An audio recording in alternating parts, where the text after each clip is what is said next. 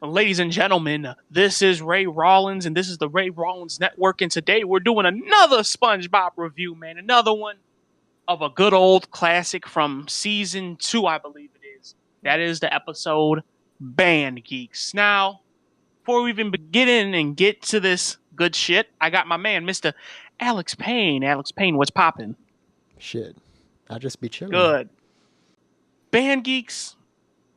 As a kid, I don't know. I couldn't say I really enjoyed it much. I can't say it was one of my favorites, but you know, it was all right. It was one of those episodes that are all right to me. And you told me that I was pretty much crazy because everybody likes Band Geeks, man. I mean, I'm just saying that, like, because, I mean, I would say, honestly, I don't know if I would necessarily say the same, that I was, disinterested by it, but I wouldn't say, like, it was one of my favorite of all time from SpongeBob.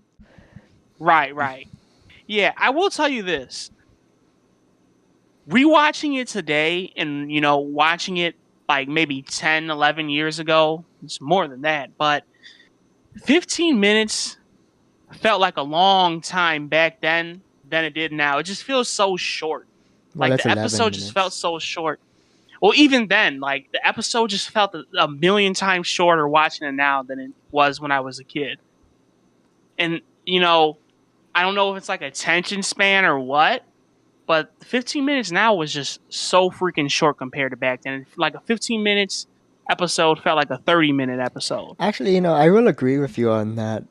Because it does feel kind of short. Because I'm rewatching all the way through of SpongeBob. I'm still on season 1, but like a lot of those episodes feel like 30 minutes. I would say not necessarily in a bad way, because that does sound kind of bad saying that it felt long. But what I'm saying is, now that you mention that, this episode does feel kind of short. I'm only bringing that up because I'm just thinking about the whole attention span thing. But you know what? That's another conversation we can get into another time. Mm-hmm. Let's get into breaking down that good old episode. Give everybody a rundown of what was going on.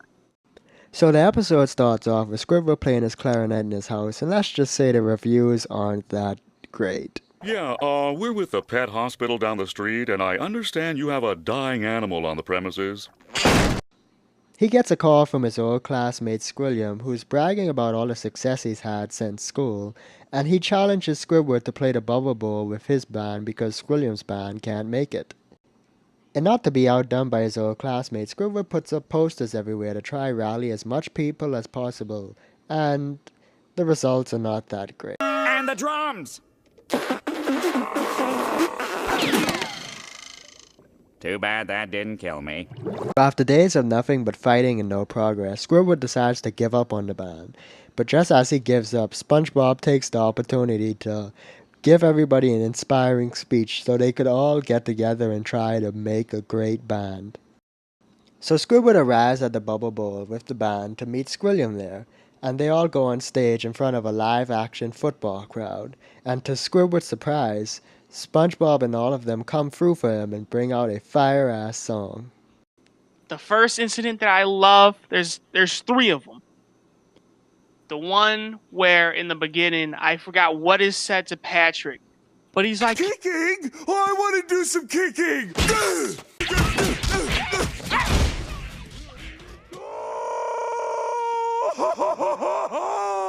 It was just hilarious. And the second, it was when Plankton was playing the harmonica. That's when you can really, get an idea of how small Plankton is, man, and why he gets stepped on a lot. You see him running over to the little holes and just blowing in it. And, you can see how small he really is. In the third part, I love, once again, involves Patrick, man. Like I always say, Patrick's the GOAT. But when they actually get into the big brawl, because, it was all started with this one fish talking about Mr. Krabs playing with big meaty claws. It just goes haywire from there. And Sandy's fighting some other dude. And here comes Patrick up behind.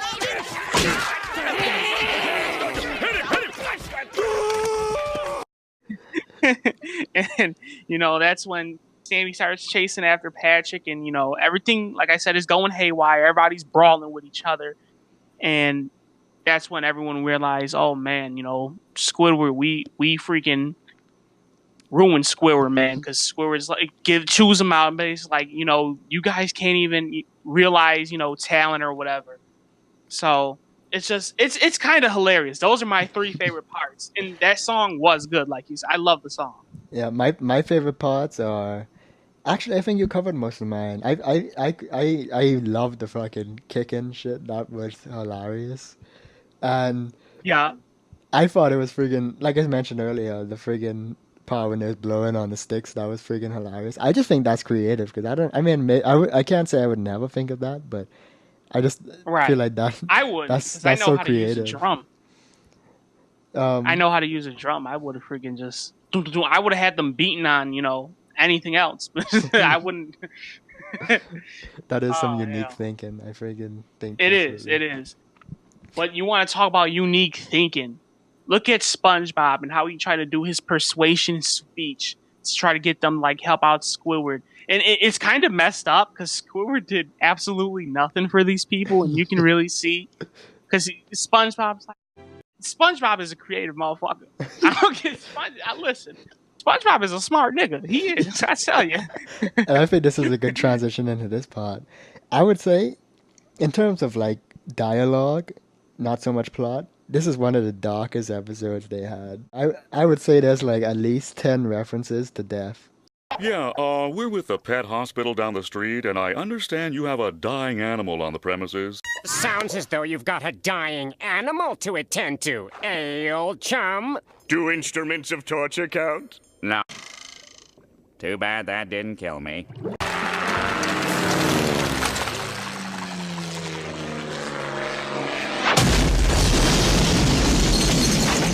I'll just tell them you all died in a marching accident. So, where's your band?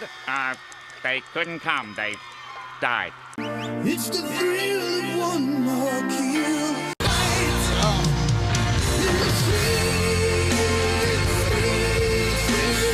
And Larry, when your heart gave out from all those canning pills, who revived you? Some guy in an ambulance. That's some friggin' dark ass shit. Patrick, the freaking woman abuse. Patrick's kicking the girl squirrel. That's what I was, that's A what I was tubby wondering. pink starfish just kicking the shit out of her. I'm legit surprised that friggin' no one has come out yet talking about Patrick beating a woman or some shit for kicking Sandy. Oh, the SJWs probably will now. They thought, yeah. I swear to you. They- But they will eventually. listen, no one can go after Patrick. Patrick's the damn goat. Hell, if anything, look at freaking the episode Big Sister Sam, man. She is a freaking monster. And she can abuse some men, let me tell you. But Blackerate, she did not play. But listen, that episode, and it just made me realize when you're talking about the whole references to death, I'm over here, I'm watching it. I'm watching it through like kids' eyes. Even right now, I'm freaking 22 years old and I'm watching that shit through kids' eyes, man. I don't even really notice the reference to death. Like, you really have to dissect it to really notice it. I'm enjoying it for what it is, a cartoon, man. And listen, I didn't enjoy it that much as a kid. It was kind of like a episode to me. So I'll give this one, and maybe it's blasphemous, but fuck it. I'll give it a 7.5 out of 10. I mean, that's still a pretty decent rating. I'll give it. No, it is. I think I'll give it a 8.5. Okay. I think that may be a bit too high, but we all think differently, man. Yeah. And the I only wouldn't give reason it I anything gave higher that high, than that though, because like I said, even though like I feel like I enjoy moments in the episode more than the episode itself. right? Yeah, I think though that the main thing that really stuck out to me is they stuck to the plot well. I don't know why, but like even some episodes that I was watching, like I told you the chocolate one, there was a couple others I watched. Like, yeah, sure they had like good plots, but this one stuck like 100% to the plot. It had a purpose, and the characters, like they played to them really well. They played to like how they act, especially Patrick. He's not an idiot, but he has dumb moments, and I think everybody had equal time to shine, and especially that fire song at the end, man. Yeah. I will have to say this before we even wrap up. I just think it's weird that, of course, you said it's a cover to Sweet Victory. To see SpongeBob actually like singing the song, they had the cartoon do all the motions and whatnot of his lips and everything. It was like, not to hear his voice come out, that's kind of weird. I mean, they did that with a lot of episodes, though. They did that with Oh no, Rip they Pants, did. No, yeah, they did. I don't know. I was like, interesting, but of course, I'm not going to take away from this. Song was still good. And I do think it's pretty cool. Like they had the whole theme surrounding the Bubble Bowl, like which I said is the United States' Super Bowl. But like I said, 7.5 out of 10. I think it's pretty good. It was a decent episode. I kind of did enjoy it a bit more actually sitting back and rewatching it, man. Because I haven't seen SpongeBob in a decent minute, and I just doing this stuff on the channel really made me enjoy it. So. I love SpongeBob, man. I kind of needed to get back into this. So, okay, ladies and gentlemen, that for this episode review. And listen, man, if you got anything else any other episodes that you want us to review, toss it down in the comments. If you want us to stop reviewing, we're not gonna stop.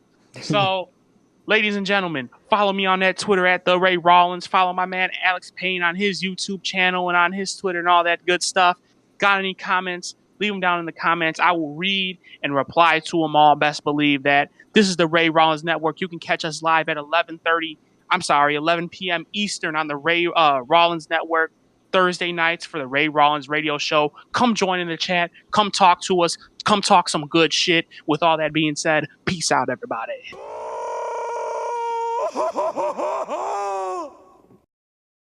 Before we get out of here, man, I want to give a special shout out to Miss Gina J. Good friends with me and Alex, man. Good friends of the Ray Rawlins Network. She's appeared on a couple shows. And I want to give her a special shout out because it's Christmas time, man. And she's a single mom with 2 kids, and she's struggling financially. I'm not going to throw all her business out there. But she put out a GoFundMe, man. And she's even thrown out a little Amazon wish list. And her main goal is to make sure her kids have a good Christmas, and she wants to get caught up on like a couple bills. She's struggling a little bit financially, but the reason why I want to give her a plug is me personally. I'm not a big fan of like donating to anyone or any type of GoFundMes, man. But I know her situation personally. I talk to her a lot off air. So I know what she's going through. I can freaking vouch for her. She's not trying to run game on nobody, man. And if anything, I want to make sure her and her kids have a good Christmas. So I'm going to do whatever I can. It's in my power to freaking make sure that happens. I'm going to give her as many shout outs as I need to, give her and all that good stuff. So her links for her GoFundMe and her Christmas Amazon wishlist for her children are both going to be in the description, man. And, we don't take no donations, anything like that. So obviously there's nothing in it for us, but we don't take no donations. However, only thing we ask here at the Ray Rawlins Network is if you guys go support Miss Gina J in her goal of making sure her kids have a good Christmas. She's a single mom, struggling a little bit financially. So if anybody got a heart, man, go hit her up. Go show her some love, man, and show her that there's some good people out there, yo. On the real, man. Here's a look at Gina J's Amazon wish list. It contains all gifts for her children and whatnot. And she, I know, added maybe like 2 items on here at the time I'm recording this. And like I said, the only thing she wants is to make sure her kids have a good Christmas, man. And once again, she's struggling financially, single mom with 2 kids. And like I said, she deserves to have a good Christmas over anyone here, man. Over me, over Alex, over our producer, Bailey Smoke Rudolph. So like I said, I'm going to do everything in my power to make sure that happens. I'm doing anything I could do to help out. So here's a peek at her Amazon wish list, man. And all gifts, honestly, they're under $20. They're under $20. One of the new things she added, I think, was probably like maybe $25 at the most. But it was more of an essential item than a Christmas gift. But anyway, she deserves to have a good Christmas, man. And if you don't believe in like giving money, or if you don't like to give money and you want to make sure the person has a gift, the Amazon wish list is a damn good alternative to the GoFundMe, man. And like I said, all the gifts are pretty modest. There's nothing outrageously expensive at all. Like nowhere near outrageously expensive. Like the most expensive thing I think is like maybe $25 to $35 at the very most. I can't remember what the price was on that item I was talking about earlier, but in all honesty, they're very modest gifts, and the go on her GoFundMe is very modest as well. So she ain't trying to run game on nobody, man. Everyone here who knows Gina personally can vouch for that.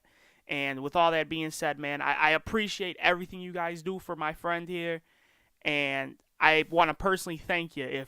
If there's anyone who reached out to her and donated to her or whatever, I want to say thank you from the bottom of my heart. The Ray Rawlins Network, the people here already appreciate all of you guys for tuning in and watching everything that we do and all that good shit. And if you guys support my friend here, we'll really appreciate it. And with all that being said, guys, thank you very much for watching. Peace out, everybody.